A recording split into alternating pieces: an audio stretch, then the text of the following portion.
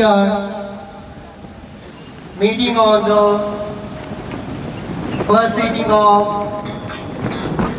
18th Lok Sabha, a new Lok Sabha, restricted with great and onerous responsibility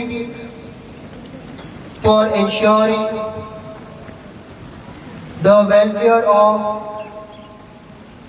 entire country, and our people has been elected under the constitution considering solemnity of this occasion.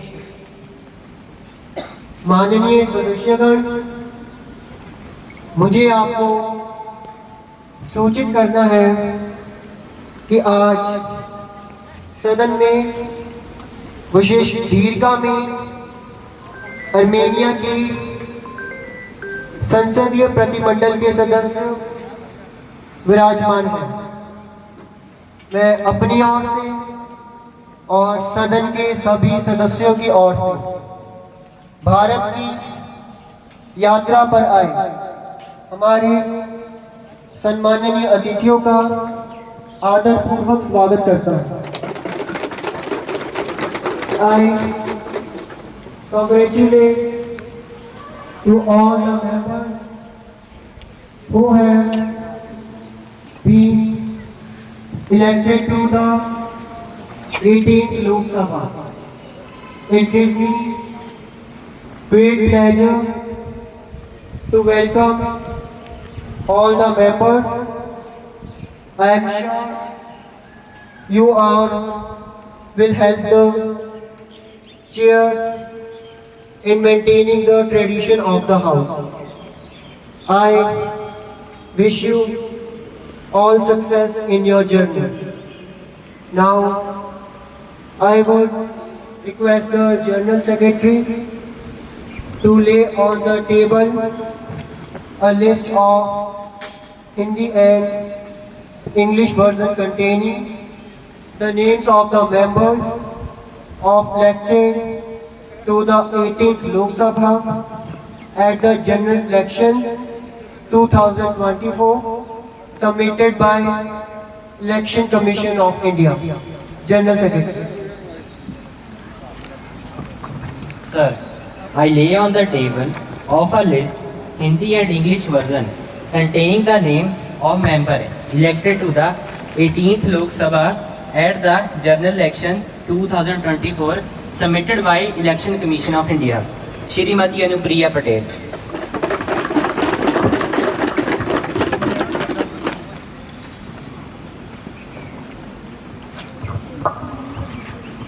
In which language do you prefer to say? In Hindi.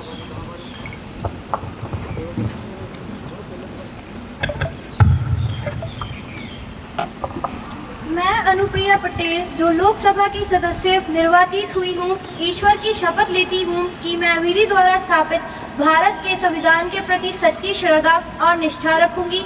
मैं भारत की प्रभुता और अखंडता को अक्षुण्य रखूंगी तथा जिस पद को मैं ग्रहण करने वाली हूँ उसके कर्तव्य का श्रद्धा पूर्वक निर्वहन करूंगी।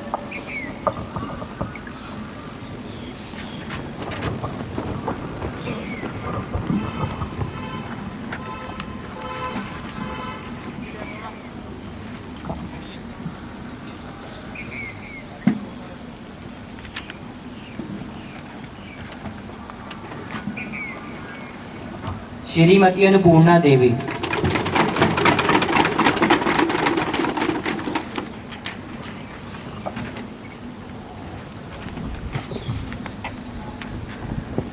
In which language do you prefer to say?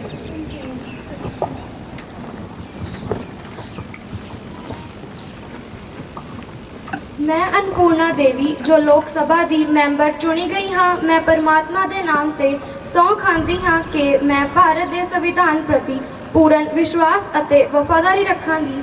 ਮੈਂ ਭਾਰਤ ਦੀ ਅਖੰਡਤਾ ਅਤੇ ਪ੍ਰਭੁਤਾ ਨੂੰ ਬਰਕਰਾਰ ਰੱਖਾਂਗੀ। ਮੈਂ ਜਿਸ ਅਹੁਦੇ ਨੂੰ ਸੰਭਾਲਣ ਜਾ ਰਹੀ ਹਾਂ ਉਸ ਦਾ ਪਾਲਣ ਕਰਾਂਗੀ।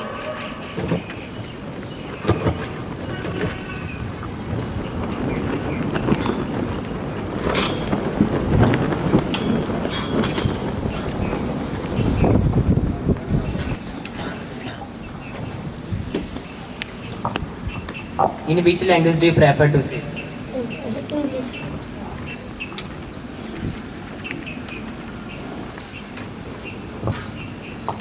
I, Suresh Kumar, having been nominated as a candidate to fill a seat in the House of the People, do swear in the name of the God, affirming that I will be in true faith and allegiance to the Constitution of India as by law established, and that I will uphold the sovereignty and integrity of India.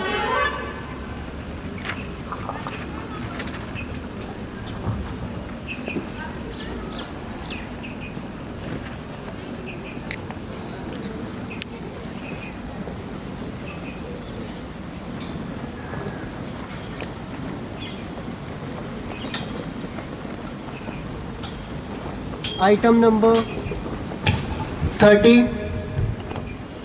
Honorable members, now we are starting question hour. Anand Bhadoria ji. माननीय अध्यक्ष महोदय, मैंने तो सरकार से यह सीधा साधा सवाल पूछा था, लेकिन सरकार ने यह नहीं बताया। उन्होंने कहा कि हम न्यूनतम मजदूरी के साथ तुलना नहीं कर सकते, क्योंकि किसान की मासिक आय क्या है इसकी जानकारी सरकार के पास नहीं है।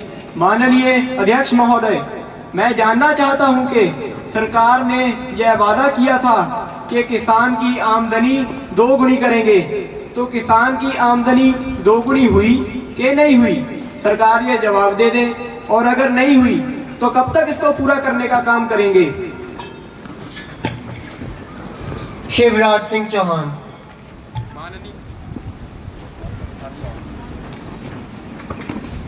माननीय अध्यक्ष महोदय, किसानों की आय के बारे में एनएसएस की एक रिपोर्ट, वही हम लोग प्रमाणित मानते हैं।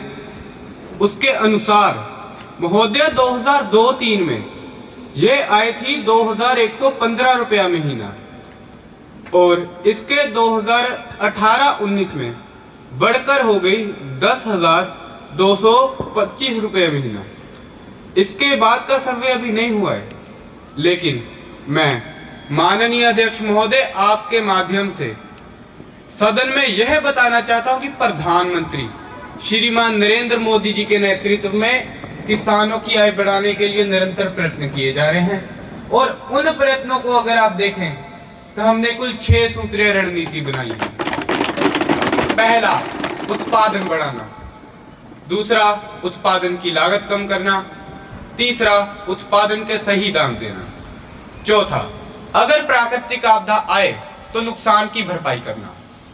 पांचवा, कृषि का विविधीकरण, और छठवां, जैविक और प्राकृतिक खेती को प्रोत्साहन देना। धन्यवाद।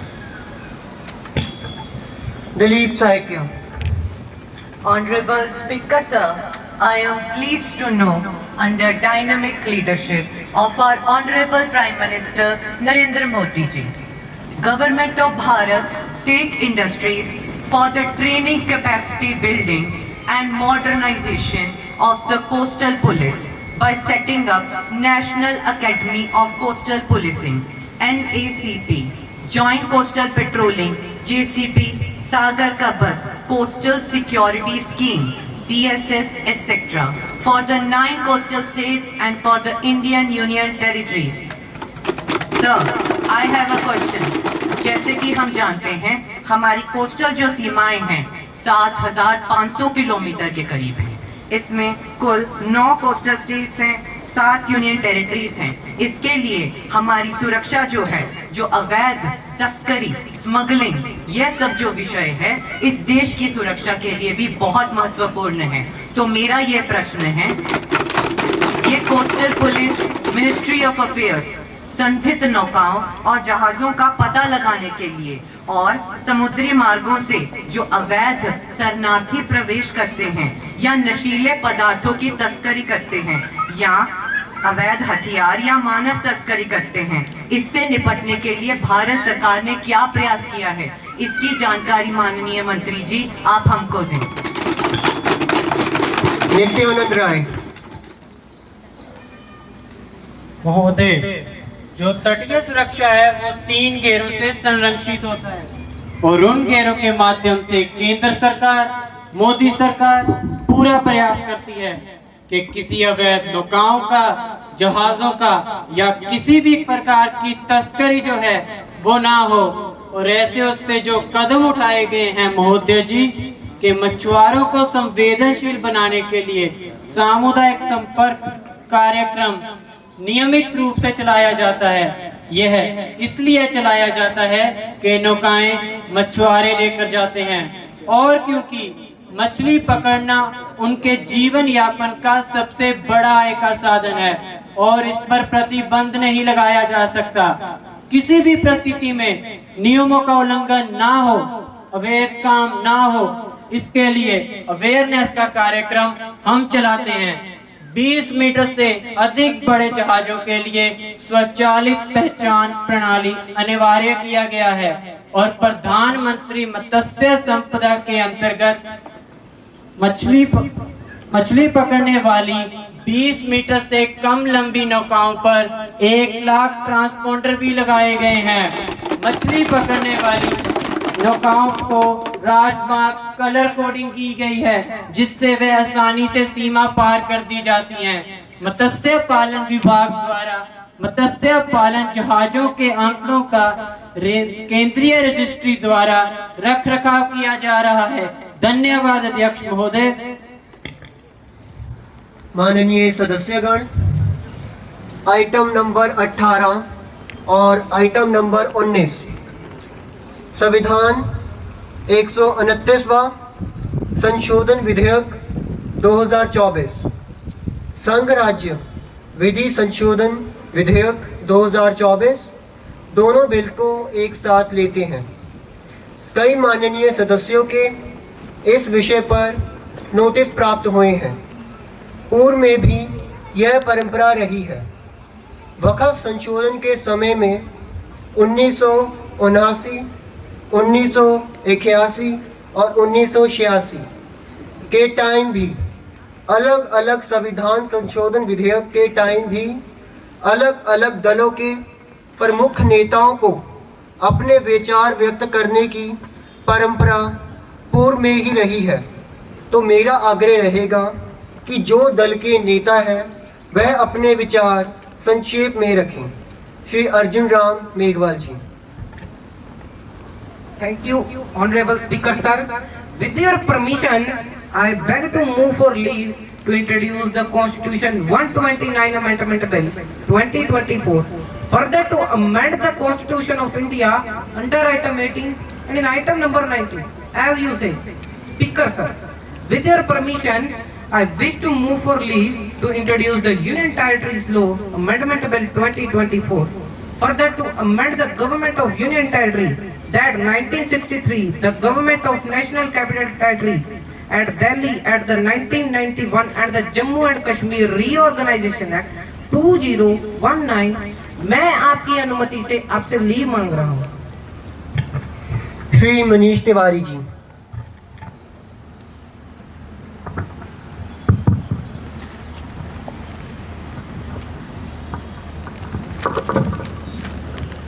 Thank you very much, Mr. Speaker, sir. I rise to oppose the introduction of the Constitution 129th Amendment Bill 2024 and the Union Territories Laws Amendment Bill 2024.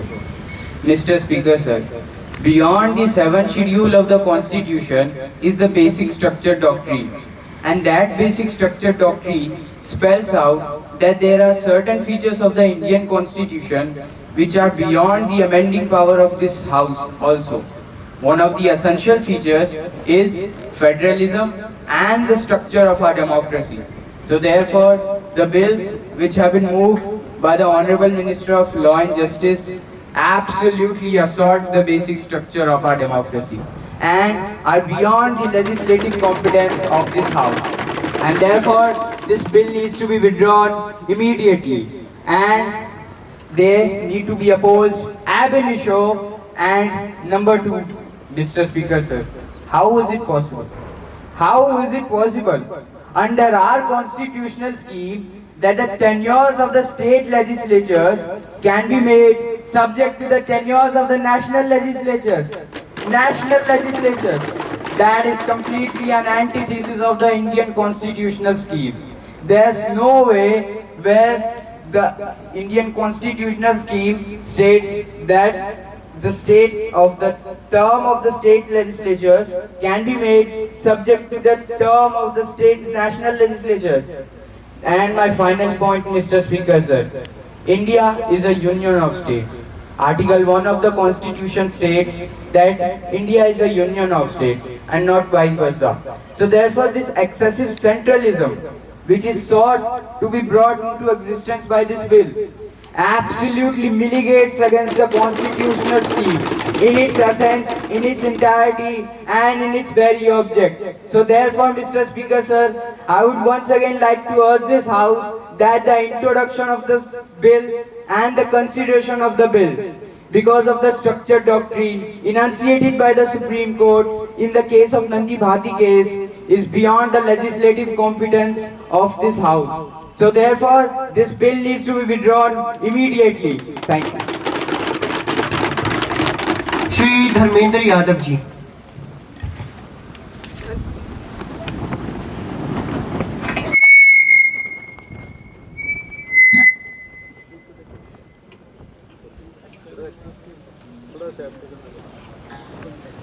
धन्यवाद अध्यक्ष।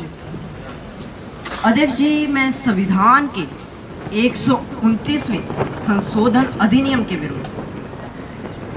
अध्यक्ष जी, मैं समझ नहीं पा रहा हूँ कि अभी 2 ही दिन पहले संविधान को बचाने की, संविधान की गौरवशाली परंपराओं की कस्में खाने में कोई कमी नहीं रही।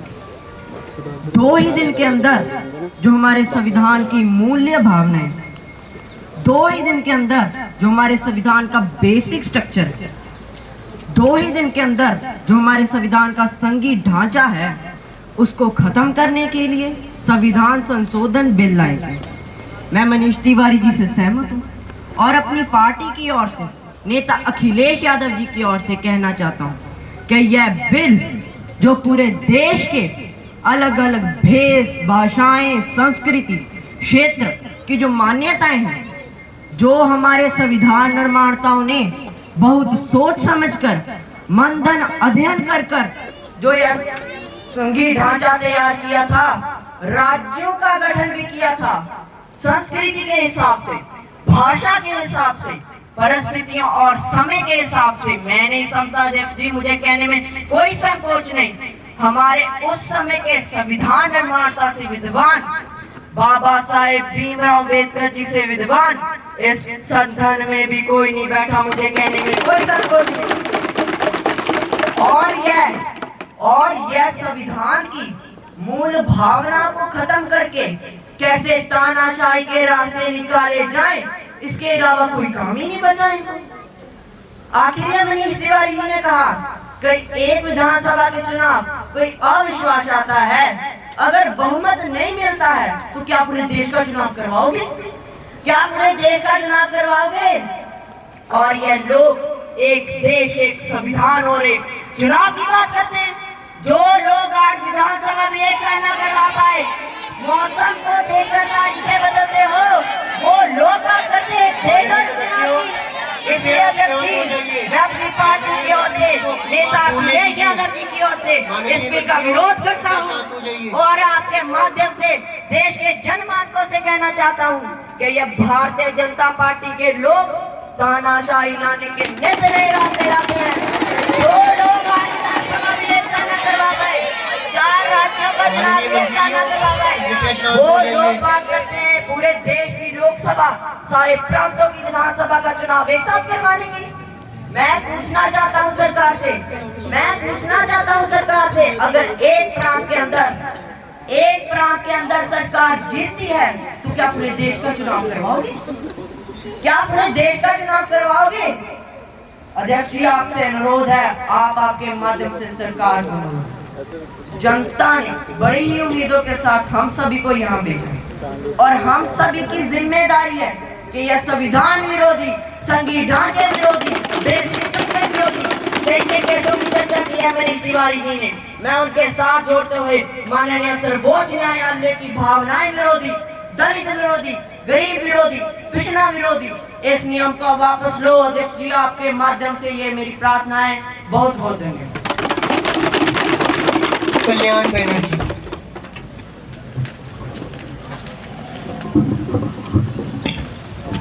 Thank you, Speaker Sir, for giving me a chance to speak here. Under our constitutional scheme, the basic structure of the constitution is in between the lines.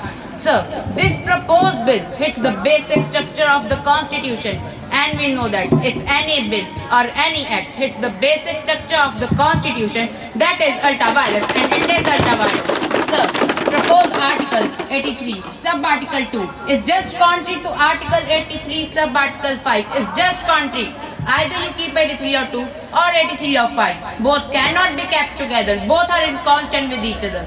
Then, sir, effect of proposed Article 82A, Sub-Article 3 simply establish the tenure of State Legislative Assembly simply depending upon the tenure of House of the People. This is not doctrine of pleasure, sir. We must remember this state government and this state legislative assembly are not subordinate to central government or to parliament itself.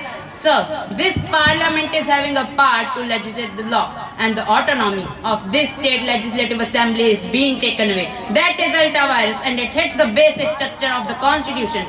Sir, Article 82, Sub-Article 5. Unfortunate, I really can't think that Article 82, Sub-Article 5 is giving an unauthorized power to the Election Commission of India.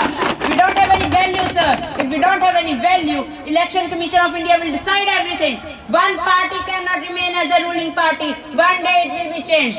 Sir, by law providing state funding for conducting election is what? Every problem will be resolved. Do all elections. How much money is being spent? Why we are not bringing a law providing election funds for conducting election? That will be about the real election reform. This is not an election reform, माननीय मंत्री जी, कृपया अपनी बात जल्दी Sir, I रखिए। have not finished, sir. Listen, sir. This is not an election reform. This is just the fulfillment of one gentleman's sign. Nothing more than that, sir. Sir, I have heard. We all have heard the speech of Honorable Prime Minister, sir, regarding the first constitutional amendment. Sir, Dr. B.R. Ambedkar said, we are giving a draft constitution to the country and country will make amendment. But why there are so many amendments, sir? Sir, how funding? Haven't bought any constitution which really hits the basic structure. माननीय मंत्री जी, कृपया अपनी बात जल्दी रखें। Listen, sir, I have not finished. Sir, we have bought, this government has bought constitutional amendment, National Judicial Amendment Bill. It has been passed. It has been struck by Supreme Court because it hits the basic structure of the constitution. Sir, this is the bill we are opposing for the introduction at the same time, and we will oppose it in future and we will show you our absence. Thank you, Honorable Speaker, sir. Supriya Sule.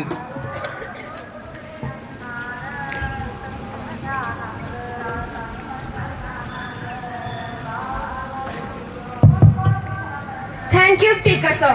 As on the behalf of National Congress Party, SPI oppose the 129 Amendment Bill.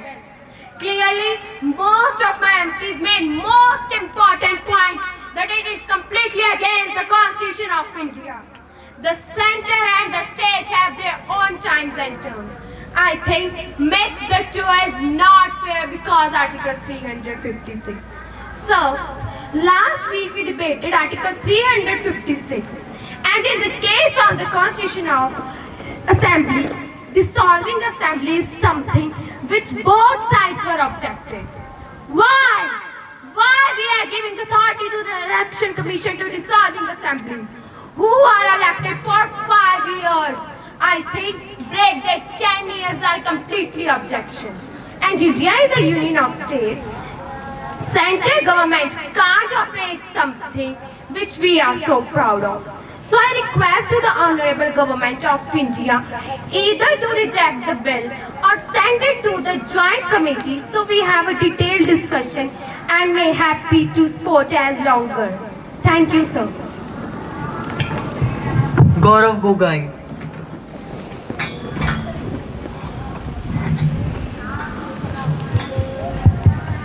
आदरणीय गृह मंत्री को मैं यही कहना चाहूँगा कि अगर कोई पार्टी इसका समर्थन करना भी चाहे तो भी वह समर्थन 72 पर ही रह सकते हैं। जनरल चर्चा पर नहीं ले सकते समर्थन के लिए।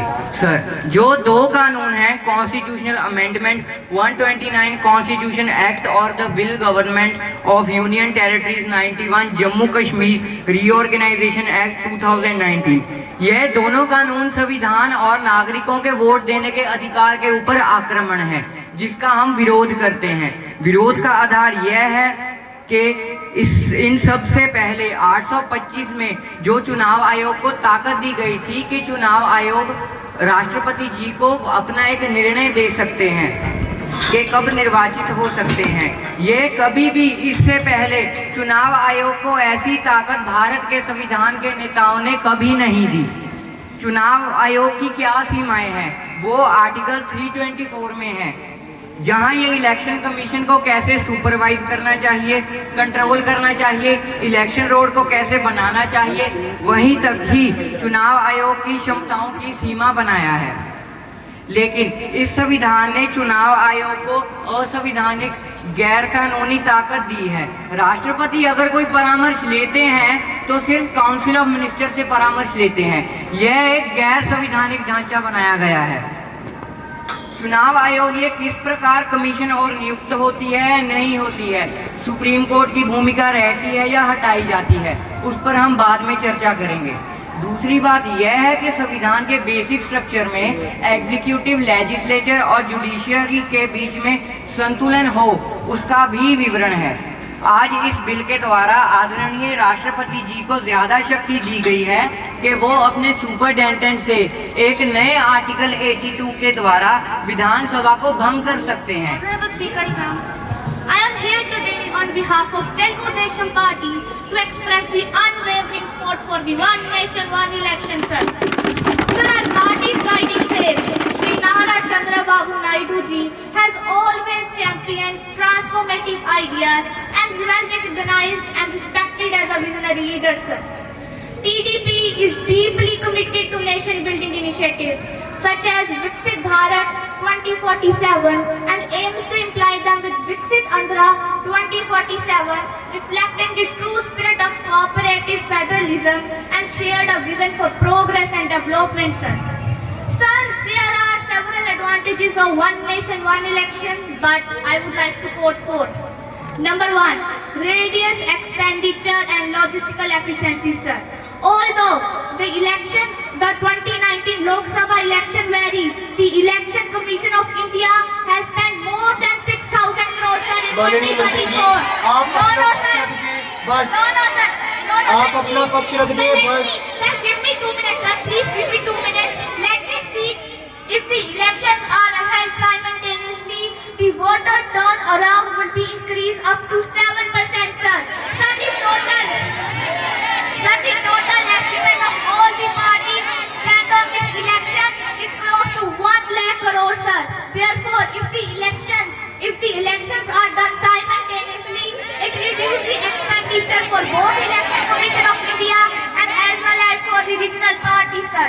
And the second is the continuity of government. Sir, for the most important, sir, if election champions certified by माननीय सदस्यों, कृपया बैठ जाइए, कृपया बैठ जाइए, उन्हें बोलने दीजिए, कृपया आप शांत हो जाइए।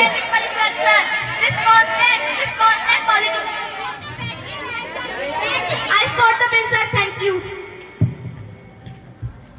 NK प्रेमाचरण।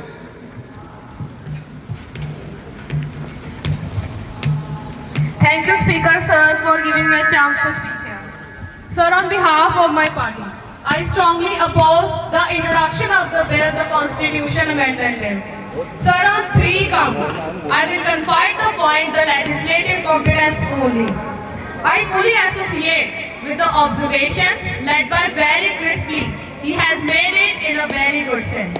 I fully associate with the submission made by Manish Tiwari ji. Sir, 3 grounds number. It attracts the basic root of federation of the Constitution. Number 2, the provisions of the bill. The provisions of the bill, he answered, are not clear regarding the conduct of the elections. The Legislature Assembly subsequent the notification making the point at the day. Thirdly, one is the statement of the subject. One is the statement of the subject, and items are not satisfying for the contents of the bill. And one more thing is there. The Article 369 and Article 368. I will illustrate it further, sir, regarding I will fully within the scope, sir. Sir, drastic structural change in the electoral process in the legislative assembly. All the states should have been consulted before bringing this legislation. The state legislative assembly. The state legislative assembly, the state will become the subordinate to House of the People and the union of the government that is to essentially get them the basic principles of the federal character. And see, sir, Article 368. I do agree with the government Article 368. Sir, give me 2 minutes, please. I do agree with the government Article 368. Respond expressly mentioned. The legislature concerned that more than half of the legislative assembly were concerned regarding this provision. Sir, let me speak in. I oppose the bill, sir. Thank you. माननीय सदस्यों, मैं आपको पहले ही सब बता चुका हूं और पूर्व में भी सब परंपरा बता चुका हूं। माननीय मंत्री मेघवाल जी ने आपको बता दिया होगा कि इसके लिए जेपीसी गठन होगी तथा वहां पर इसके लिए व्यापक चर्चा होगी। वहां पर सब दलों के सब सदस्यों को चर्चा के लिए व्यापक समय दिया जाएगा। आप जितने दिन चाहोगे आपको उतना समय दिया जाएगा। अब मैं माननीय मंत्री मेघवाल जी से कहना चाहूँगा कि वह अपनी बात आगे रखें। श्री मेघवाल जी। अध्यक्ष जी, जो ये चर्चा हुई है उसका जवाब देने के लिए जो नियम 74 है उसमें मैं अप्रोप्रिएट मोशन ला करके और जेपीसी के कथन का प्रस्ताव निश्चित रूप से करूंगा और सरकार की इच्छा भी है।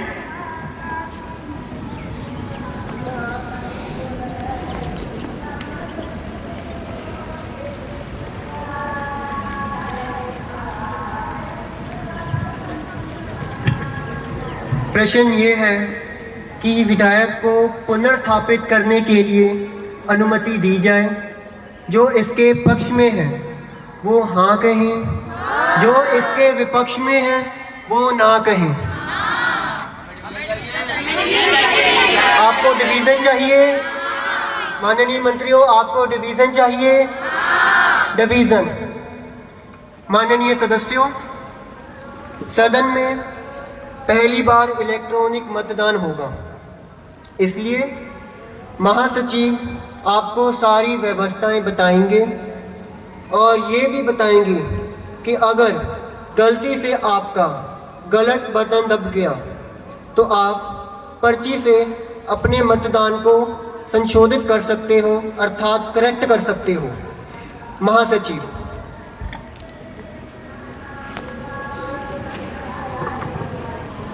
Kind attention, all the honorable members are invited to a point related to operation of automatic vote recording system.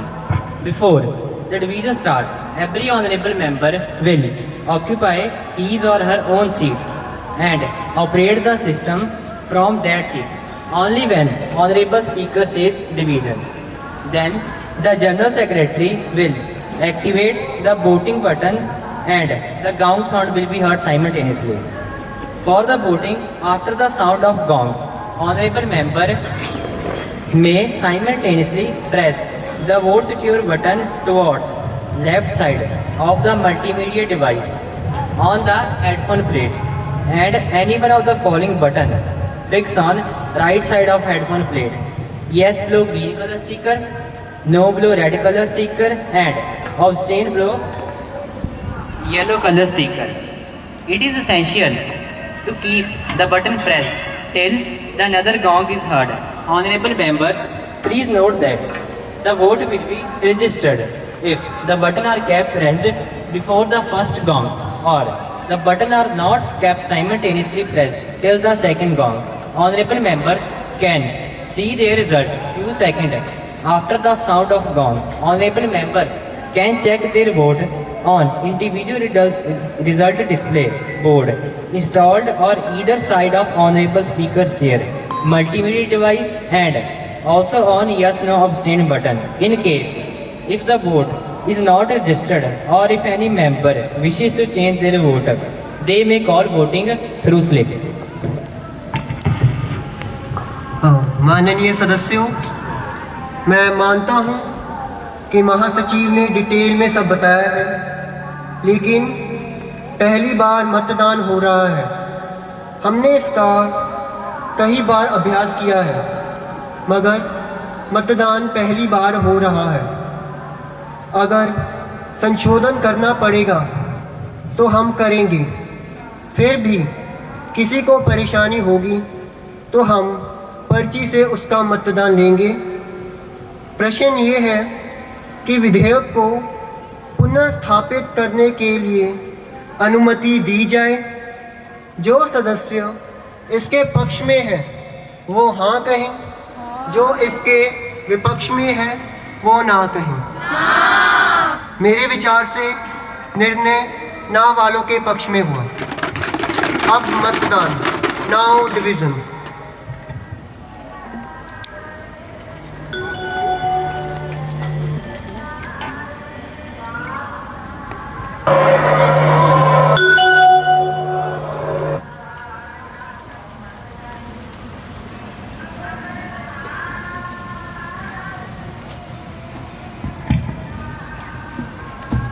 Yes 220, noes 140, abstain 0, voted 360।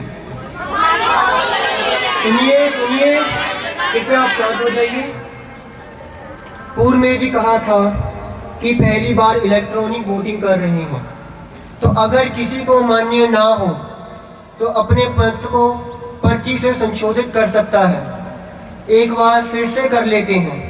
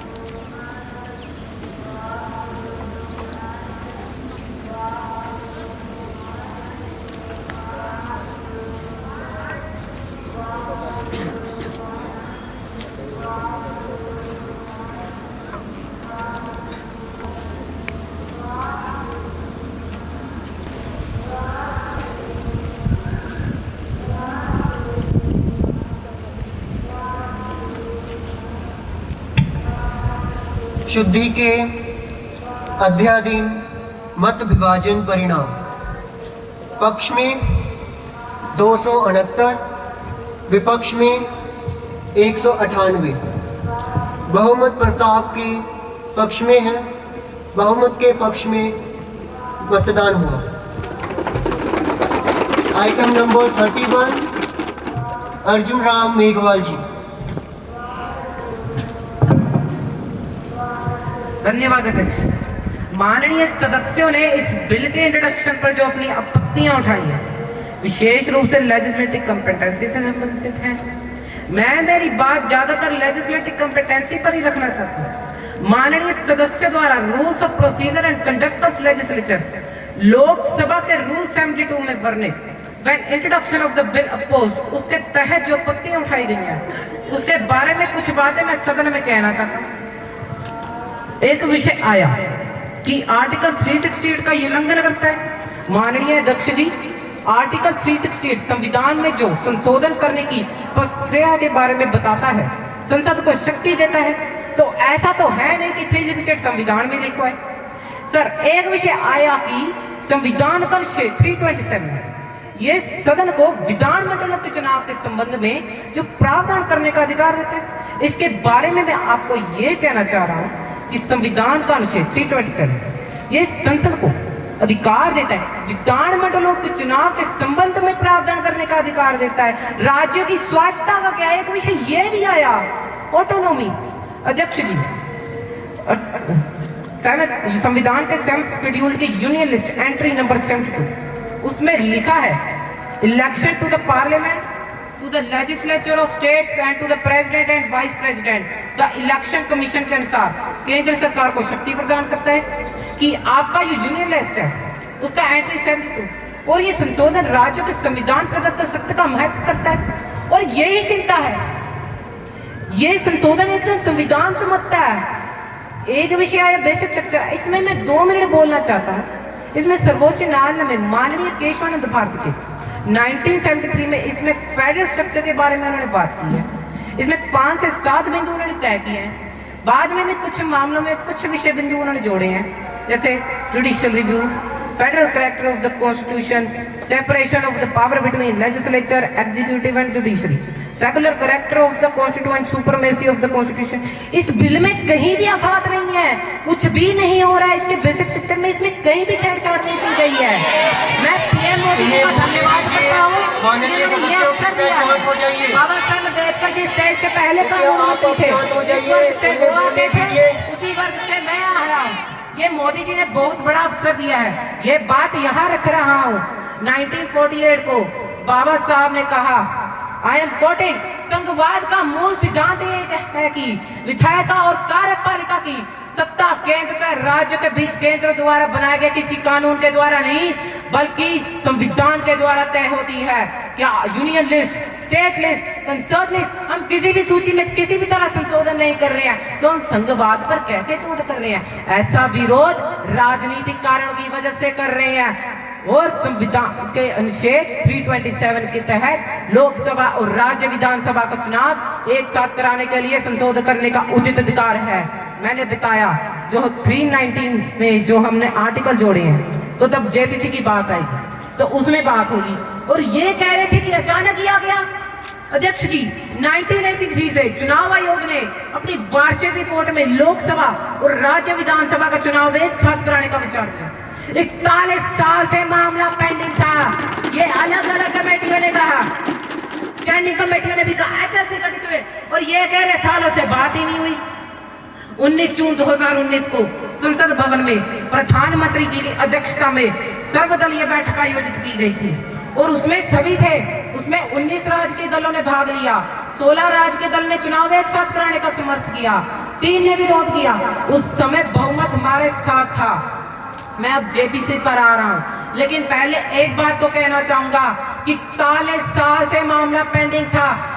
Modi ji, हमारे नेता है जो मोदी जी, उनके बारे में एक बात तो कहना चाहूंगा कि किसी ने ध्यान नहीं दिया, मोदी जी ने दिया। क्या कहा? जो निर्णय लेता है सदा, जो निर्णय लेता है सदा देश हित की खातिर जग में, साहस से करता दूर सदा जो भी पाता आदि जग में। अपना सरसों लगाकर भी अपना कर्तव्य निभाता है। जो नेता दूरदर्शी होता है वही इतिहास बनाता। आज इतिहास बनाने का अवसर आया है, मैं जेपीसी में भेजने का भी प्रस्ताव करता हूँ।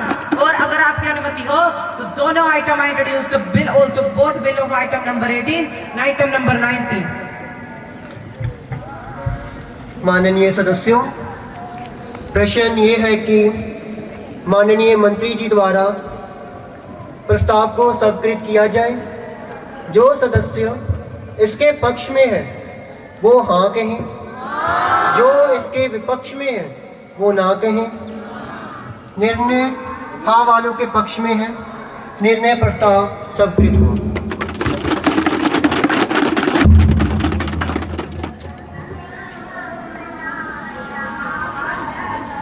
So here, Parliament's session 1 is over. We'll move forward to the second session of the Parliament. India commemorated a historic milestone on 26 November 2024, marking the 75th anniversary of the adoption of the Constitution of India. On November 26, 1949, the Indian Constituent Assembly formally adopted the Constitution, which came into effect on January establishing India as a sovereign democratic republic. In 2015, the Government of India formally declared November 26 as Constitution Day, that is Samvidhan Divas, to honor the adoption of the Indian Constitution in 1949. On this occasion, different members of the Parliament shared their thoughts, feelings and emotions in the Parliament. Now, we will witness the same over here.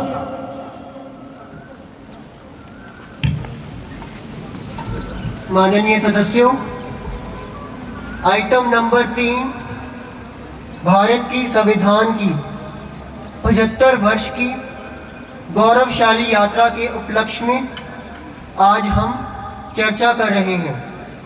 Shri Rahul Gandhi ji.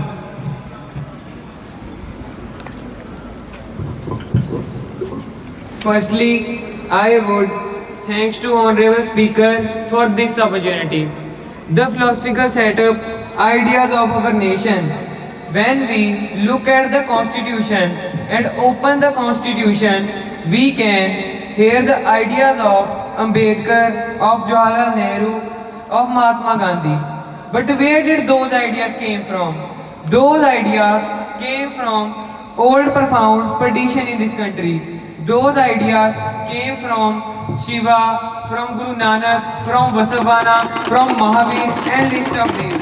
So, when we speak of the Constitution and we show the Constitution, of course, it is document of modern India, but it could have been written without ancient India. Manusmriti is that scripture which was most worshipable after Vedas of our Hindu nation, and from which our ancient times have become basis of culture, custom, thoughts and practices. Today, Manusmriti is law. These are the words of Mr. Savarkar. Mr. Savarkar clearly stated in his writing that there is nothing Indian about the Constitution. He clearly stated that. Now, it's nice to all of you so-called defending the Constitution, but I want to ask you to stand by your leader word, to support your leader word, and when you speak in Parliament about protecting the Constitution, you are ridiculing Savarkar, you are defaming Savarkar.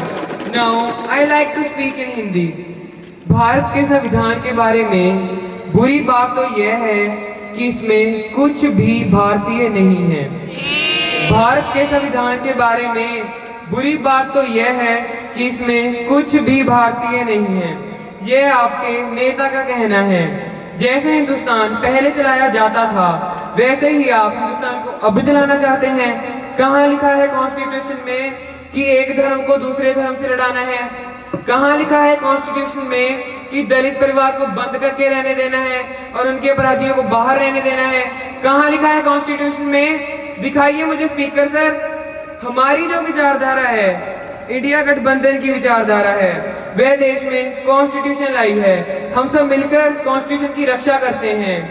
Ambedkar ji ने कहा था, if there is political equality but no social and economical equality, the political equality will be destroyed।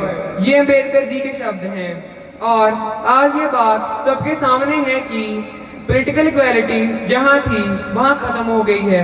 Bharat के सारे institute capture कर लिए गए हैं। Social equality नहीं रही, फाइनेंशियल इकोनॉमिकल इक्वालिटी नहीं रही। इसलिए हमारा अगला कदम जाति जनगणना होगा।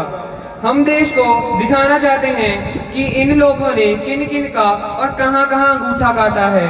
हम देश को यह दिखाना चाहते हैं, जो मैंने वादा किया है इसी हाउस में, हम यहाँ पर कास्ट सेंसस लागू करेंगे और उसके बाद हिंदुस्तान में एक नए तरीके का विकास होगा, एक नए तरीके की राजनीति होगी। जो मैंने पहले भी कहा है, आपको अच्छा नहीं लगा स्पीकर सर, 50% रिजर्वेशन, हम उस दीवार को यहाँ तोड़ेंगे।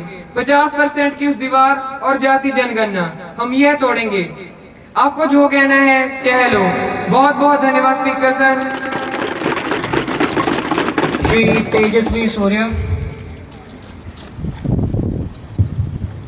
Thank you, Speaker Sir, for giving me permission to speak in this important debate. This moment is occasion for the whole country when we are celebrating 75 years of a journey as a constitutional republic. Speaker Sir, if we look at our immediate neighborhood and contrast it to our experience, we are the only thriving constitutional democracy in our immediate neighborhood.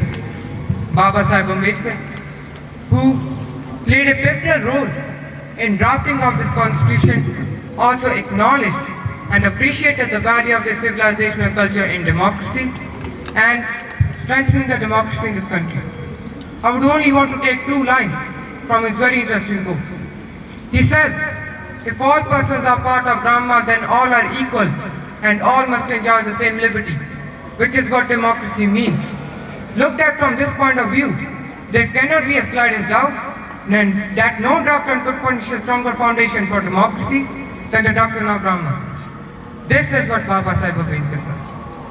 I would want to draw the attention of this nation and House to how a very important, strategically important island in the Palk Strait, in the southern part of the country, between India and Sri Lanka, the island called Kachchativu was given away to Sri Lanka by the Congress Party and the DMK in 1974 without following any due process envisioned in the Constitution.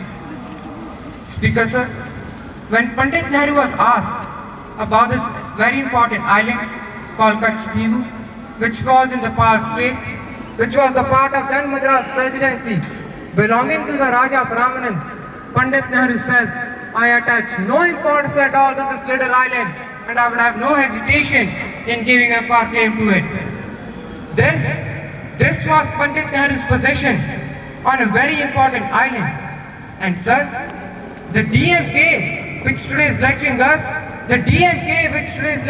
on secularism and the constitutional morality, this party also joined hands. Karunanidhi, who was then the Chief Minister in 1974, was well made aware that this was the solution and this island would be given. They also supported this. And in 1974, without bringing an amendment to the Constitution, nothing was done by a mere executive action. A very important island belonging to India was given away for political reasons by the Congress Party. Sir, this was not the first instance. Not was spoken about the basic structure of the Constitution. Parliament sovereignty and sovereignty of India is one of the founding principles of this nation. But the Congress Party, not just in the instance of Kachchativu, but even in the instance of Aksai Chin with respect to China. This is the difference between one view, which considers India to be a civilizational state, a sacred geography, and between one whose leader of opposition, even when he goes abroad, says India is not a nation, but a union of states. मैं आपकी बहुत बहुत आभारी हूँ महोदय। हजारों साल पुरानी हमारे देश की धर्म की एक पुरानी परंपरा रही है। ये परंपरा संवाद और चर्चा की रही है। एक गौरवशाली परंपरा है जो दर्शन ग्रंथों में, वेदों में, उपनिषदों में दिखती है। वाद विवाद और संवाद की हमारी पुरानी संस्कृति रही है। अलग अलग धर्मों में भी, इस्लाम में, सूफियों में, बौद्ध धर्म में, जैन धर्म में, सिख धर्म में भी ये वाद संवाद, ये चर्चा बहस इसकी संस्कृति रही है। इसी परंपरा से उभरा हमारा स्वतंत्रता संग्राम है। हमारा स्वतंत्रता संग्राम विश्व में एक अनोखा संग्राम था, एक अनोखी लड़ाई थी जो अहिंसा और सत्य पर आधारित थी। ये वाद संवाद की जो परंपरा है, इसको इस संग्राम ने आगे कैसे बढ़ाया? क्योंकि ये जो संग्राम था, ये जो लड़ाई थी, हमारी आज़ादी के लिए एक बेहद लोकतांत्रिक लड़ाई थी। इसमें देश के किसान, देश के जवान, देश के मजदूर, देश के अधिकर्ता, देश के बुद्धिजीवी, चाहे किसी भी जाति के हों, चाहे किसी भी धर्म के हों, चाहे किसी भी भाषा को क्यों ना बोलते हों, सब इस स्वतंत्रता संग्राम में शामिल हुए। सब ने हमारे देश की आज़ादी की लड़ाई लड़ी और उस ही आज़ादी की लड़ाई से एक आवाज़ उभरी और वो आवाज़ ही आज हमारा संविधान है। साहस की आवाज़ थी, हमारी आज़ादी की आवाज़ थी और उसी की गूंज ने आज हमारे संविधान को बनाया। ये सिर्फ एक दस्तावेज नहीं है। बाबा साहेब अम्बेडकर, मौलाना आज़ाद जी, राजगोपालाचारी जी, जवाहरलाल नेहरू जी और उस समय के तमाम नेता, जैसे आपने बताया, इस संविधान को बनाने के कार्य में जो सालों के लिए जुटे रहे। हमारा संविधान इंसाफ, उम्मीद, अभिव्यक्ति और आकांक्षा की वो ज्योत है जो हर हिंदुस्तानी के दिल में जगती है। अध्यक्ष महोदय, इस ज्योत ने हर एक भारतीय को पहचानने की शक्ति दी कि उसे न्याय मिलने का अधिकार है, कि उसमें अपने अधिकारों के लिए आवाज उठाने की क्षमता है, कि जब वो आवाज उठाएगा तो सत्ता को उसके सामने झुकना पड़ेगा। इस संविधान ने हर एक देशवासी को अधिकार दिया कि वो सरकार बना भी सकता है और सरकार बदल भी सकता है। ये ज्योत जो हर हिंदुस्तानी के दिल में जलती है, उसने हर हिंदुस्तानी को ये विश्वास दिया कि देश की संपत्ति में, देश की दौलत में, संसाधनों में उसका भी हिस्सा है, कि उसे एक सुरक्षित भविष्य की उम्मीद का अधिकार है, कि देश बनाने में उसकी भी भागीदारी है। उम्मीद और आशा की यह ज्योत मैंने देश के कोने कोने में खुद देखी है। अध्यक्ष महोदय, हमारे देश के करोड़ों देशवासियों ने संघर्ष में, अपने अधिकारों की पहचान में, इससे कठिन से कठिन परिस्थितियों से लड़ने की अपार हिम्मत में और देश में न्याय की अपेक्षा में हमारे संविधान की ज्योत जल रही है। मैंने हमारे संविधान की ज्योत को जलते हुए देखा है और इसके साथ साथ यह भी समझा है कि हमारा संविधान एक सुरक्षा कवच है, एक ऐसा सुरक्षा कवच जो देशवासियों को सुरक्षित रखता है, न्याय और एकता का कवच है। दुख की बात तो यह है कि मेरे सत्ता पक्ष के कुछ साथी जो बहुत बड़ी बड़ी बातें करते हैं, पिछले 10 सालों में इन्होंने इसे तोड़ने का पूरा प्रयास किया है। संविधान में सामाजिक, आर्थिक और राजनीतिक न्याय का वादा है। यह वादा एक सुरक्षा कवच है जिसे तोड़ने का काम शुरू हो चुका है। लेटरल एंट्री और निजीकरण के जरिए यह सरकार आरक्षण को कमजोर करने का काम कर रही है। अगर लोकसभा में यह नतीजे ना आए होते तो यह संविधान बदलने का काम भी शुरू कर देते। सच्चाई यह है अध्यक्ष महोदय कि आज संविधान संविधान संविधान बार बार इसलिए कह रहे हैं क्योंकि इस चुनाव में इन्हें पता चल चुका है कि इस देश की जनता ही इस संविधान को सुरक्षित रखेगी। इस चुनाव में हारते हारते जीतने से इन्हें यह एहसास हुआ है कि यह संविधान बदलने की बात इस देश में नहीं चलेगी। बात यह है अध्यक्ष महोदय जी कि यह देश भय से नहीं, साहस और संघर्ष से बना है। इसको बनाने वाले देश के किसान, जवान, देश के करोड़ों मजदूर और देश की गरीब जनता है। संविधान इनको साहस देता है। मेहनती मिडिल क्लास है और इस देश के करोड़ों देशवासी हैं जो रोजाना भयंकर परिस्थितियों का सामना करते हैं, उनको साहस देता है। भय की भी एक सीमा होती है और जब वो सीमा पार हो जाती है, जब किसी को इतना दबाया जाता है कि उसे लगने लगता है कि अब मेरे पास खोने के लिए कुछ बाकी नहीं है, तब उसमें एक ऐसी शक्ति पैदा होती है जिसके सामने कोई कायर खड़ा नहीं हो सकता। यह देश कायरों के हाथों में ज्यादा देर तक कभी नहीं रहा है। यह देश उठेगा, यह देश लड़ेगा, सत्य मांगेगा, सत्य में जयते। जय हिंद। श्री अनुराग ठाकुर जी।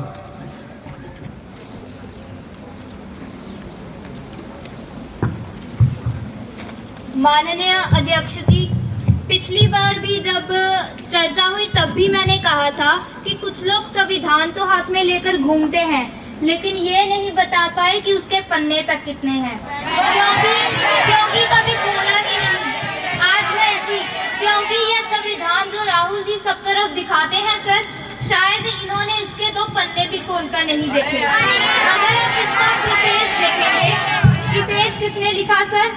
सुप्रीम कोर्ट के वरिष्ठ अधिवक्ता गोपाल शंकर नारायण लिखते हैं, our constitution was crafted by the finest and most emancipating minds of the time and thankfully not directed by the confused Nehruvian social policy that guided success governments. वो इनकी नेहरू की विचारधारा पर सवाल खड़ा करते हैं सर, और लिखते हैं people like B.R. Ambedkar, B.N. Rao, Sardar Patel, Dev Munshi allowed the debate provision to protect the basic freedom।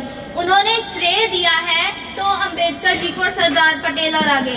Sir इसके अगले पन्ने पर क्या लिखते हैं गोपाल शंकर? अभी इन्हीं का ही है सर, मैं इन्हीं का पढ़ रहा हूँ, मैंने दिखाया। इसमें लिखा है Indira Gandhi would have been compelled to end the darkest episode in the independent India by ending the emergency। यानी संविधान की ताकत थी, संविधान की ताकत थी जिन्होंने इंदिरा गांधी जी की इमरजेंसी को खत्म किया, तो ये संविधान की ताकत थी। और ये आप ही के इसके अंदर लिखा है, राहुल जी ये जो आप लेकर घूमते हो।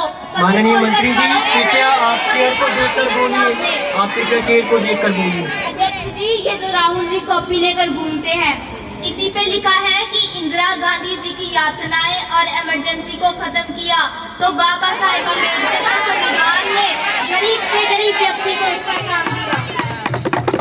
सर आप इसके प्रीफेस पे जाइए सर।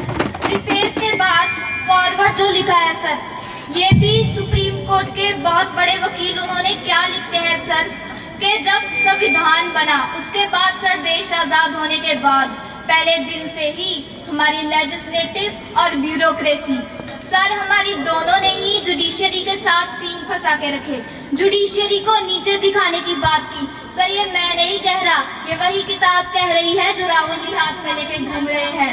संविधान जो बाबा साहेब अम्बेडकर ने बनाया उसी ने देश को बचाया।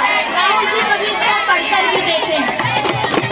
दूसरा सर ये बीजेपी के लोगों को बोलते हैं, ये लोगों का अंगूठा काटने की बात करते हैं। अरे इनके राज में देश में कितने दंगे हुए?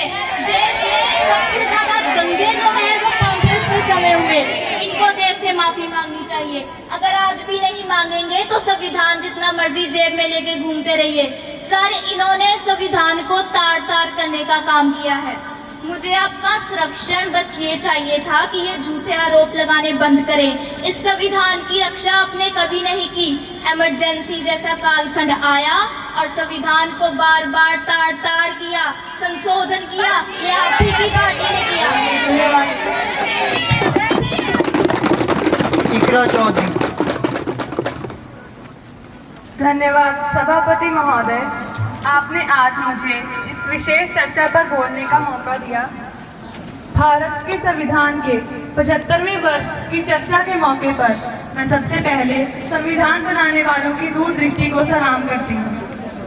एक युवा सांसद के तौर पर मैं अपनी उम्मीदों को संविधान के साथ जोड़कर खास तौर पर यह बताना चाहती हूँ कि हमारे देश में पिछले दलित अल्पसंख्यक समुदाय को किस किस तरह अपने संवैधानिक अधिकारों और आजादियों की हिफाजत के लिए हर रोज मुश्किलों का सामना करना पड़ रहा है। Doctor B.R. अम्बेडकर के कथन से अपनी बात रखना चाहती हूँ। उन्होंने कहा था, मुझे अपने भारतवर्ष पर फक्र है कि जिसके पास ऐसा संविधान है जो लोकतंत्र, समाजवाद और सेक्युलरिज्म को संजोता है। लेकिन आज ऐसा लगता है जैसे संविधान की किताब तो है, पर इसे चलाने वालों का ईमान गुम हो गया है। खास आज हिंदुस्तान में हर वर्ग को किसी न किसी चुनौती का सामना करना पड़ रहा है, मगर खास तौर पर अल्पसंख्यक मुसलमानों पर जो कहर टूटा है वह किसी से छुपा नहीं है। यह लोग सिर्फ अपनी मजहबी पहचान की वजह से निशाने पर हैं। संविधान का अनुच्छेद 15 कहता है किसी भी नागरिक को जाति, धर्म या किसी और वजह से भेदभाव नहीं होना चाहिए, लेकिन हकीकत इसके उलट है। हालात इस कदर बिगड़ चुके हैं कि hate speech, mob lynching, bulldozer द्वारा घरों को गिराने की घटनाएं आम हो गई हैं। मॉब लिंचिंग को रोकने की बजाय सत्ता में बैठे लोग आग में घी डालने का काम कर रहे हैं। उनकी जुबान से ऐसी बातें निकलती हैं जो नफरत को और बढ़ावा देती हैं। संविधान के अनुच्छेद 29 और 30 में अल्पसंख्यकों को उनके सांस्कृतिक और मजहबी हक दिए हैं ताकि वो अपनी पहचान बचा सकें और अपने संस्थान चला सकें। लेकिन आज उन्हीं हकों पर हर तरफ से चोट की जा रही है। मैं इस सदन से दुनिया भर के अल्पसंख्यकों की आवाज उठाना चाहती हूँ। खास तौर पर बांग्लादेश में अल्पसंख्यकों के साथ जो हो रहा है वह दिल को गहराई तक चोट पहुँचा रहा है। उनकी जात पात की हत्या की जा रही है। बांग्लादेश हो या हिंदुस्तान हो या कोई और देश, सरकार की सबसे पहली जिम्मेदारी अल्पसंख्यकों की सुरक्षा, इज्जत और अधिकारों की हिफाजत है। मैं इस सदन से अपने देश के अल्पसंख्यकों के साथ दुनिया भर के अल्पसंख्यकों की आवाज एक साथ उठाना चाहती हूँ। यह वक्त की पुकार है कि हम सब मिलकर यह सुनिश्चित करें कि किसी भी इंसान को उसकी पहचान या मजहब के कारण डर कर जीने पर मजबूर न होना पड़े। जहाँ हक छीने जाते हैं वहाँ अमन खो जाता है। यह बात हर सरकार को समझनी चाहिए। अगर हम सच में अपने संविधान का सम्मान करना चाहते हैं तो हमें नफरत और भेदभाव को खत्म करना होगा। हमें ये दिखाना होगा कि यह मुल्क हर वर्ग, हर जाति, हर धर्म, हर समुदाय का है और जब तक ऐसा नहीं होगा तब तक संविधान की आत्मा सिसकती रहेगी। सर, मैं अपनी बात को खत्म करते हुए एक शेर अर्ज करना चाहती हूँ। यह दाग दाग उजाला, यह शब्द गजीरा से है। यह दाग दाग उजाला, यह शब्द गजीरा से है। वो इंतजार था जिसका ये वो शहर तो नहीं। लेकिन इस सदन में बैठे सभी सदस्य अगर ये ठान लें कि हमें संविधान के मूल्यों को लागू करना है और उसे लागू करने का प्रयास करें तो वो सुबह जरूर आएगी जिसके लिए भारतवासियों ने अपनी जान की कुर्बानी दी। धन्यवाद। माननीय प्रधानमंत्री नरेंद्र मोदी जी। आदरणीय सभापति जी, हमारे संविधान निर्माताओं का योगदान जिसको लेकर के आज हम आगे बढ़ रहे हैं, यह 75 वर्ष पूर्व होने पर उत्सव मनाने का पल है। मैं सभी सांसदों का आभार व्यक्त करता हूं जिन्होंने इस उत्सव में हिस्सा लिया। मैं उन सबका अभिनंदन करता हूं। आदरणीय, यह 75 वर्ष की उपलब्धि साधारण नहीं है, असाधारण है। और जब हमारा देश आजाद हुआ तब भारत के लिए जो संभावनाएं व्यक्त की गई थी, उन सभी संभावनाओं को निरस्त करते हुए, परास्त करते हुए हमारे देश भारत का संविधान हमें यहाँ तक ले आया है। इस महान उपलब्धि के लिए मैं संविधान निर्माताओं के साथ साथ देश के कोटि कोटि नागरिकों का आदर पूर्वक नमन करता हूँ। आदरणीय सभापति जी, भारत का लोकतंत्र और गणतंत्र का अतीत बहुत ही समृद्ध रहा है, विश्व के लिए प्रेरक रहा है। तभी तो भारत आज मदर ऑफ डेमोक्रेसी के रूप में जाना जाता है। हम केवल विशाल लोकतंत्र हैं, इतना ही नहीं बल्कि लोकतंत्र की जननी है। आदरणीय सभापति जी, हमारे संविधान के निर्माण की प्रक्रिया में हमारे देश की नारी शक्ति ने संविधान सभा की डिबेट को सशक्त करने में बहुत बड़ी भूमिका निभाई है। संविधान सभा में 15 माननीय महिलाएं सदस्य थी और उन्होंने अपने मौलिक चिंतन के अधिकार पर संविधान सभा की डिबेट को समृद्ध किया था। वह सभी बहनें अलग अलग बैकग्राउंड और अलग अलग क्षेत्रों की थी। संविधान में उन्होंने जो सुझाव दिए हैं, उन सुझाव का संविधान के निर्माण पर बहुत बड़ा प्रभाव पड़ा है। हमारे लिए गर्व की बात है, दुनिया के कई देश आजाद भी हुए, संविधान भी बने, लोकतंत्र भी चला, लेकिन महिलाओं को अधिकार देने में दशकों बीत गए। लेकिन हमारे संविधान में तो शुरुआत से ही महिलाओं को वोट का अधिकार दिया गया है। आदरणीय सभापति जी, आज हम देख रहे हैं कि हर बड़ी योजना के सेंटर में महिला जरूर होती है, और यह जो संविधान के हम 75 वर्ष मना रहे हैं, यह एक संयोग है। और अच्छा संयोग तो यह है कि भारत के राष्ट्रपति के पद पर एक आदिवासी महिला विराजित है। यह हमारे संविधान की अभिव्यक्ति है। आदरणीय सभापति जी, मैं संविधान के प्रकाश में अपनी बातें रखना चाहता हूं। इसीलिए अगर आप हमारी नीतियों को देखेंगे तो पिछले 10 साल इस देश की जनता ने जो हमें सेवा करने का मौका दिया है, उसमें हमारे निर्णयों की प्रक्रिया को देखेंगे तो भारत की एकता और अखंडता को मजबूत करने का काम हम निरंतर करते आ रहे हैं। आर्टिकल 370 देश की एकता में रुकावट बना हुआ था और देश की एकता हमारी प्राथमिकता थी, इसीलिए आर्टिकल 370 को समाप्त करने का कार्य किया। आदरणीय सभापति जी, इतने विशाल देश में अगर हमें आर्थिक रूप से आगे बढ़ना है और विश्व को भी निवेश के लिए यहाँ आना है, तो भारत में अनुकूल व्यवस्थाएं चाहिए। इसीलिए हमारे देश में लंबे अरसे तक जीएसटी पर चर्चाएं चलती रही। मैं समझता हूँ इकोनॉमी की यूनिटी ने भी बहुत बड़ा योगदान निभाया है, पिछले समय की सरकार का भी योगदान है, और वर्तमान समय में हम इसे आगे बढ़ा रहे हैं, वो भी वन नेशन वन टैक्स उस भूमिका को निभा रहा है। आदरणीय सभापति जी, हमारे देश में गरीब के लिए राशन कार्ड एक मूल्यवान दस्तावेज रहा है, लेकिन अगर वह गरीब एक राज्य से दूसरे राज्य जाता था तो वह कुछ भी प्राप्त करने का हकदार नहीं रहता था। एकता के भाव को मजबूत करने के लिए हमने one nation one ration card की बात को मजबूती से रखा। माननीय महोदय, अगर देश के गरीबों को और सामान्य नागरिकों को अगर इलाज मुफ्त में मिले तो गरीबी से लड़ने की उनकी ताकत कई गुना बढ़ जाती है।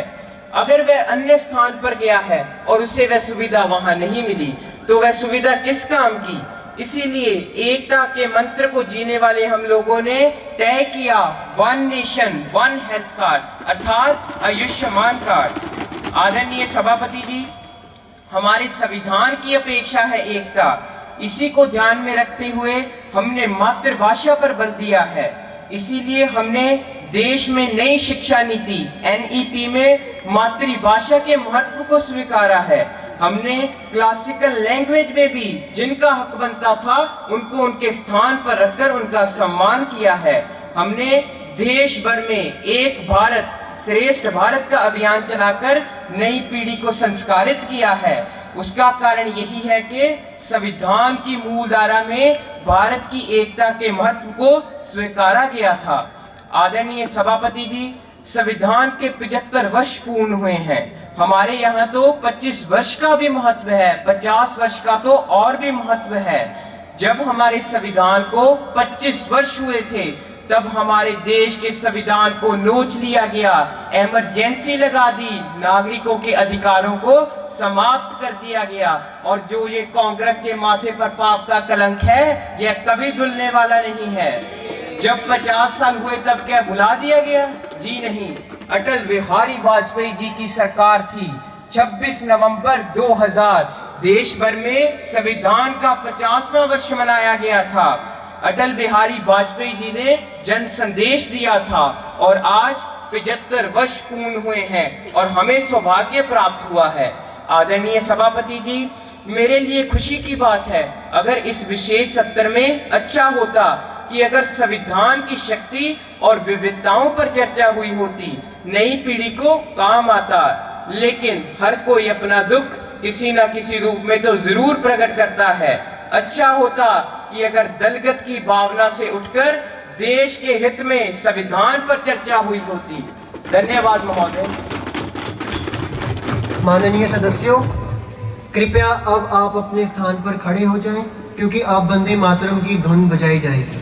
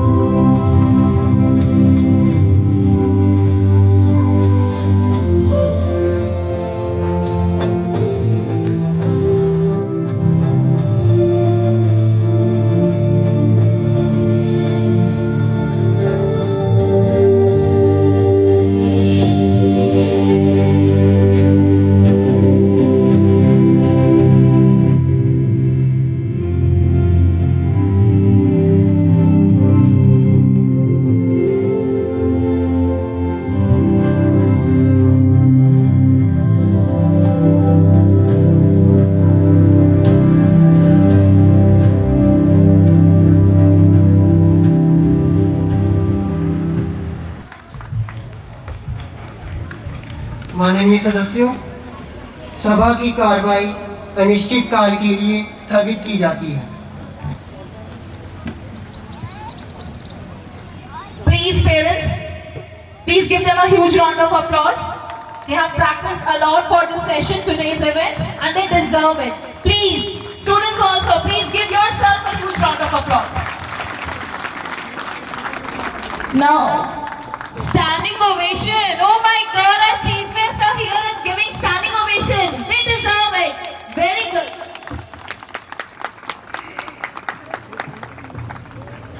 Thank you very much.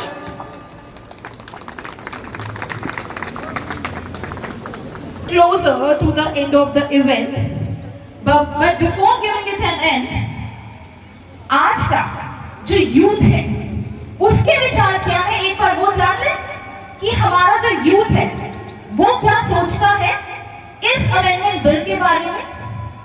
So for that I would like to invite Deepika on the dais to say a few words about it. Honorable Chief Guest, MD Sir, Principal Ma'am, Coordinator Ma'am, and all the spectators present here. Good afternoon to all of you.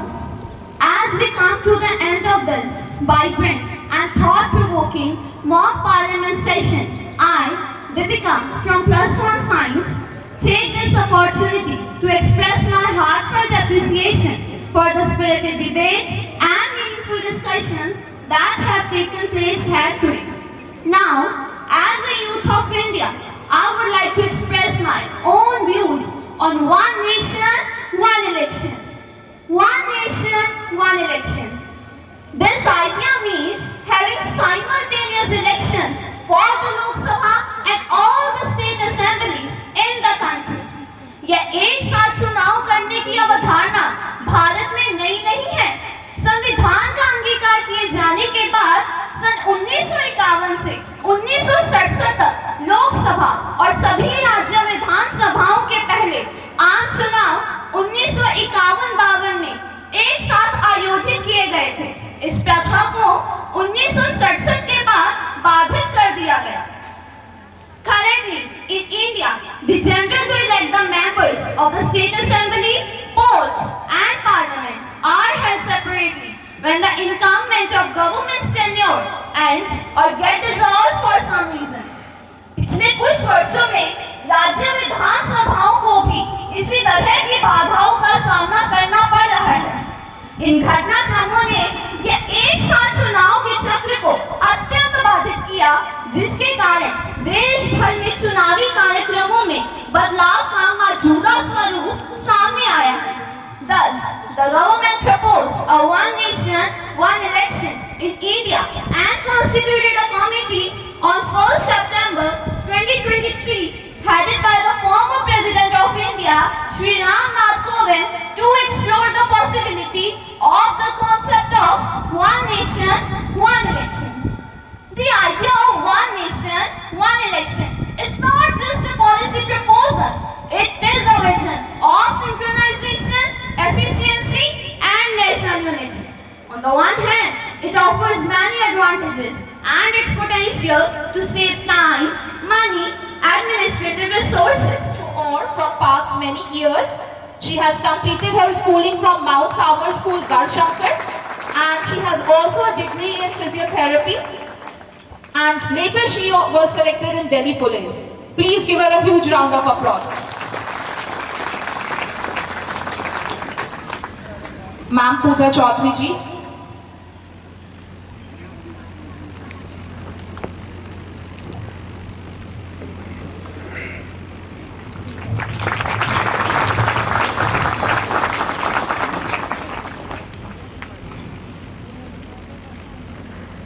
Ma'am, we request you to please. First of all, a big warm welcome, and at the same time we thank you that you spared your precious time.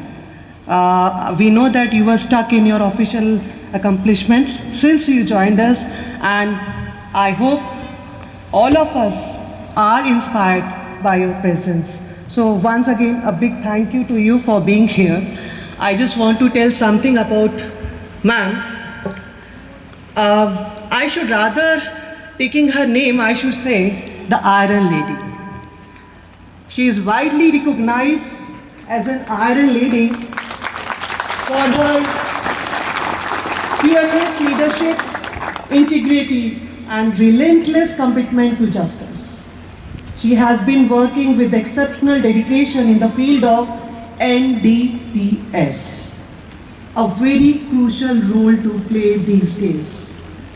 हम सब जानते हैं कि आज का youth नशे की तरफ जा रहा है। मैम ने जब से इस एरिया को, I believe for last 7 years, ma'am, you are here. She is working hard for this, and she is working whatever she can do with her team कि इस डिस्ट्रिक्ट को ही नहीं, हमने पूरे पंजाब को नशा मुक्त करना है। And she is always ready for any call that comes to her. She is there to be seen. She is really playing a crucial role in curbing the menace of drugs and safeguarding the future of our youth. Ma'am, we are really honored and inspired by your presence here today. At the same time, we all have witnessed today the session. We have lived the parliament today. I don't know that any of us ever witnessed any live session in our lifetime to the Sansad. But this mock parliament looks like that we are living into the Lok Sabha.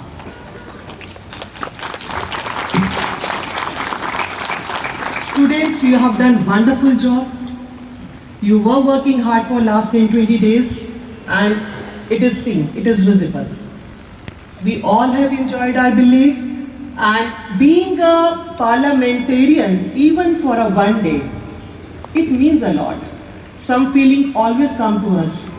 Having been a Modi, Anurag Thakur, Rahul Gandhi, Priyanka Gandhi, any name, you have lived that moment today. And please, only one request from me. We have spoken a lot about democracy. We have to believe in it. You are the youth. You are the coming leaders. So whatever you have said, keep it for your lifetime and be like a genuine leader if any chance you come to be. And thank you everyone present over here on the stage for your presence and making us honored, and we are really proud of you all that in such a bad weather and such conditions you have supported us. Thank you all. Thank you, parents. And yes, how can I forget my team, those who have worked really behind the scene.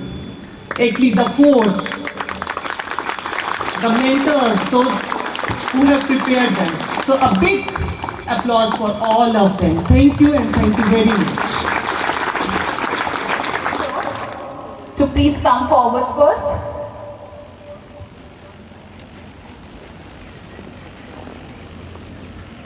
Please give them a huge round of applause.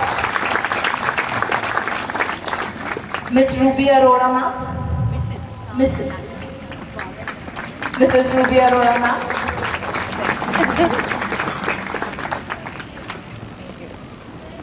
Mr. Amarjeet Singh.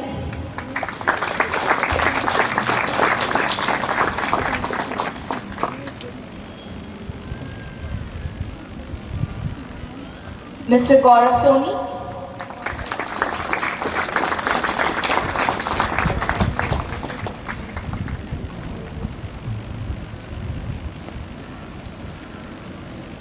And we know her very well, that is Ma'am Mrs. Ekta Rana.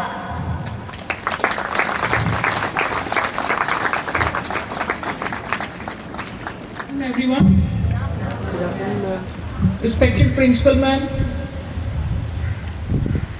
all the faculty members present here, all the distinguished guests on the stage, as well as respected parents, and most importantly the students over here, which were the real heroes of today's this presentation. I'm really impressed and awe of your performance, that I was simply visualizing the actual leaders here. So with this word, I meant to say that I was actually very relaxed and satisfied that our future is in very safe hands. So I would suggest you that it's not only, the aim should not only be, your target should not only be getting into some police service or whatever your dream is. You can change the entire scenario of the country by getting into politics, which is clearly being most, I guess, not acknowledged, I can say, or not dreamt of. So, for my first address is for you only.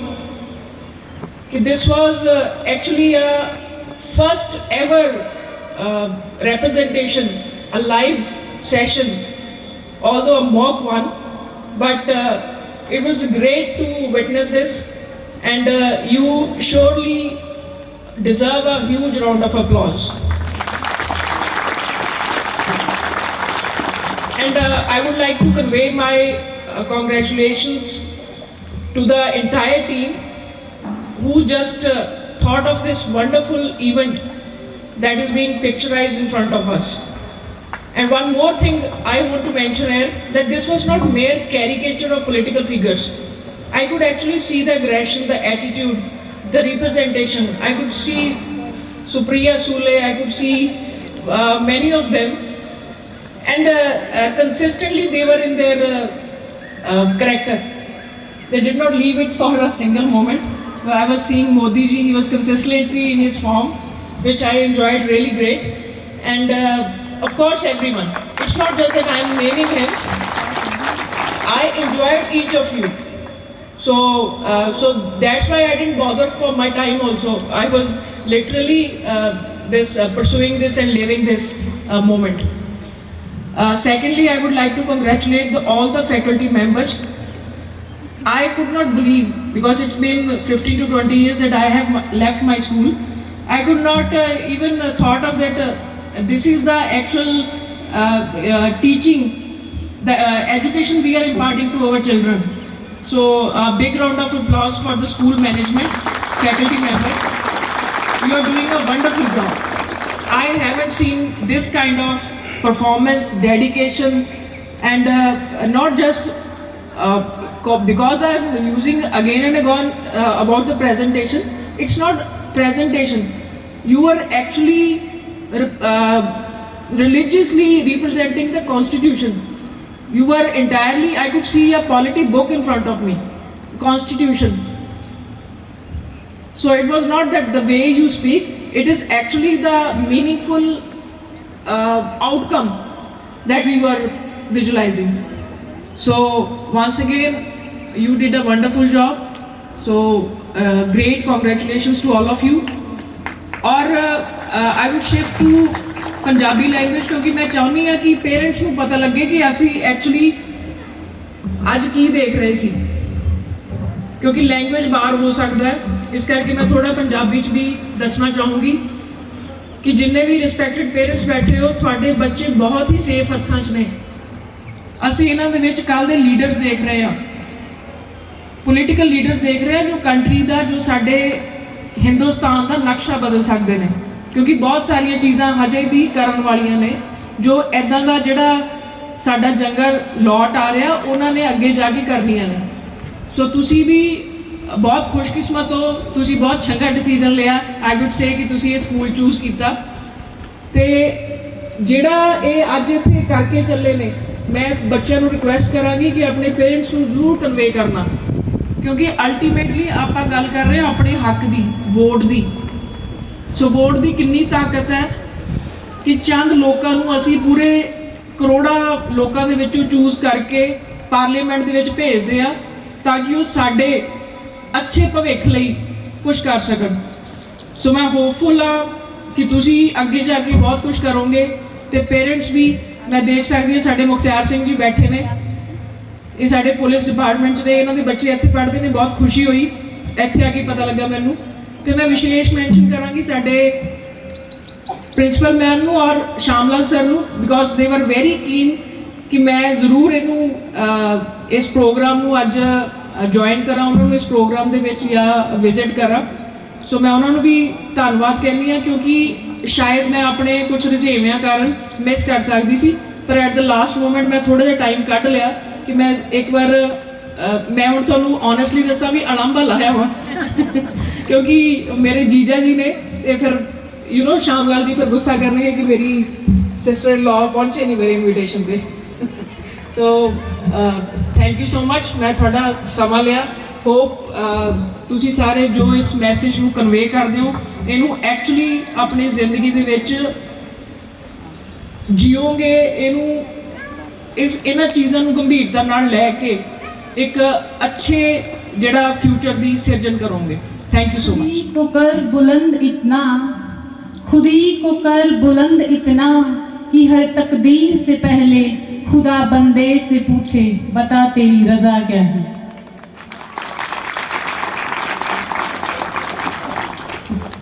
ये words मैं 5th 6th ਤੁਹਾਡੇ ਜਿੰਨੀ ਸੀ ਮੈਂ ਉਦੋਂ ਮੈਂ ਸਿੱਖੇ ਸੀ ਤੇ ਮੈਨੂੰ ਬਹੁਤ ਖੁਸ਼ੀ ਹੋ ਰਹੀ ਹੈ ਕਿ ਅੱਜ ਮੈਂ ਦੁਬਾਰਾ ਇਹ ਸ਼ਬਦ ਯੂਜ਼ ਕਰ ਰਹੀ ਹਾਂ esteemed guest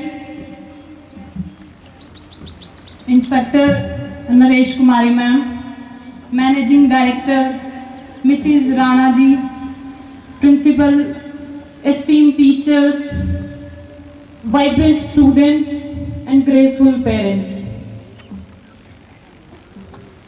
we all have talked about the democracy in a very short time was very short time almost 1.5 hours we had.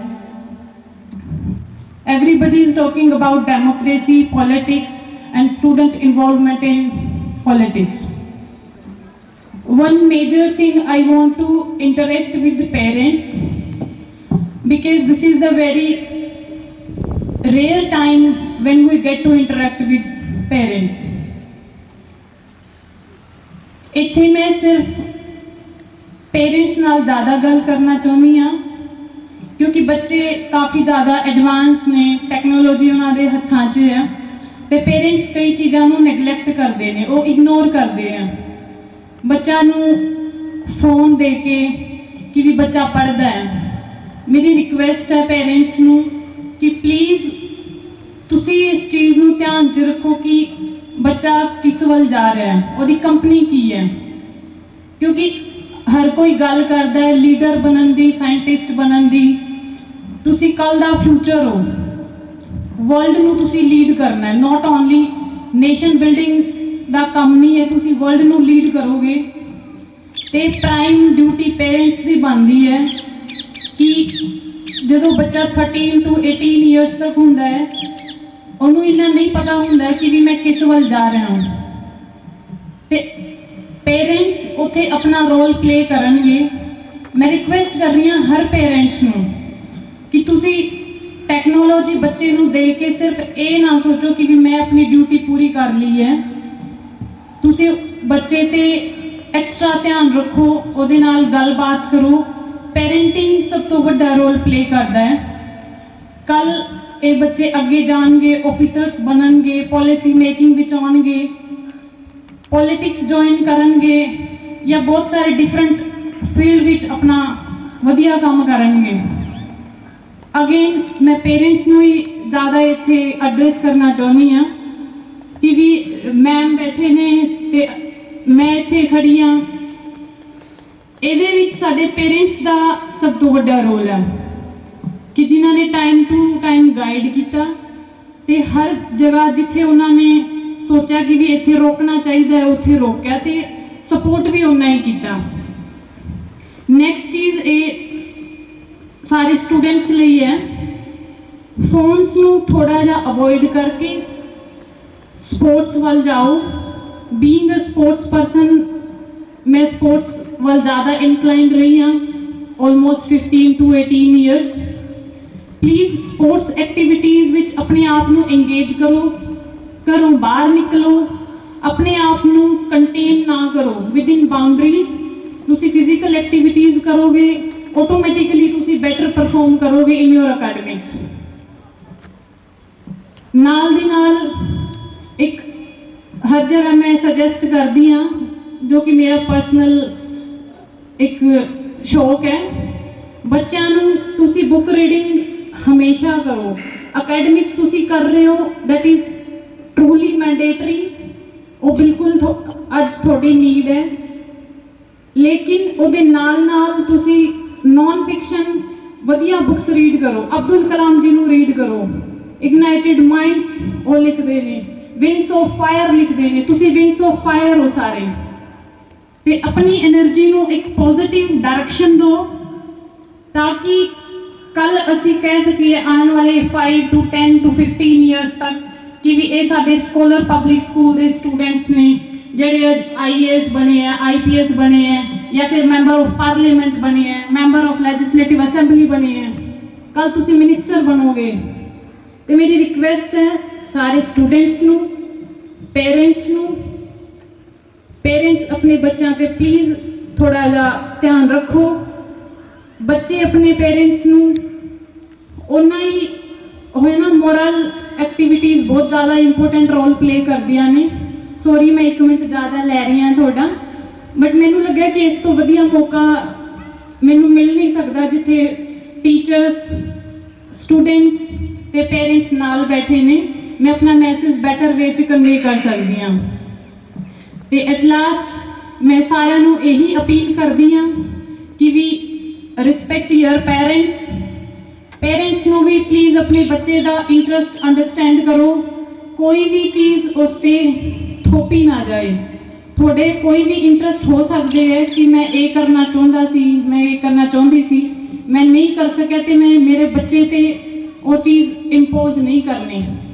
ਉਹਦੇ ਇੰਟਰਸਟ ਨੂੰ ਦੇਖੋ ਤੁਸੀਂ ਤੇ ਸਪੋਰਟ ਕਰੋ, ਤੁਹਾਡਾ ਬੱਚਾ ਤੁਹਾਨੂੰ 100% ਰਿਜ਼ਲਟ ਦੇਗਾ।